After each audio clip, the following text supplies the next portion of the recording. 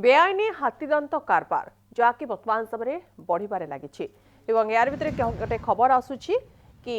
Revenue intelligence और Deogarh one विभाग पक्षर चढ़ऊ कर देवगढ़ सहर तीन जन हाथीदंत बेपारी को गिरफ्त कर जमापड़ी। गिरफ्त होता अभियुक्त मान मध्य देवगढ़ सहर सुना व्यवसायी प्रेमराज साहू, समीर कुमार कपड़दार और हरियाणा पलवाल जिला कन्वार फिंगर ग्रामर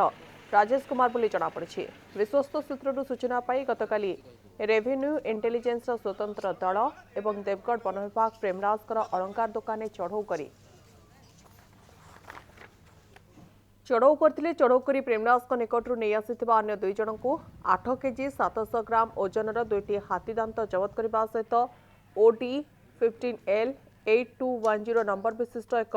वेलेनो कार और 3टी मोबाइल फोन जबत कर वन विभाग पक्षर ए संपर्क में अधिक तथ्य हासिल पर अभियुक्त मानक पचराउचरा जमापड़ी। देवगढ़ वन विभाग पक्षर अभियुक्त मानकर स्वास्थ्य परीक्षा पर कोर्ट चालाण कर देवगढ़ वनखंड अधिकारी मगध धानजी रावसो प्रकाश करछन्ती। आम पाखे खबर थिला तापरे आम पाखे गोटे डीआरआई रु भी डीआरआई टीम रो गोटे इनपुट थिला रिगार्डिंग किछि लोक अछंती से दीटा एलिफेंट टस्क जो छी से गोटे पोजीशन रो अछंती तले तार हमर दीटा टीम मिसी की तार इंटरसेप्ट कले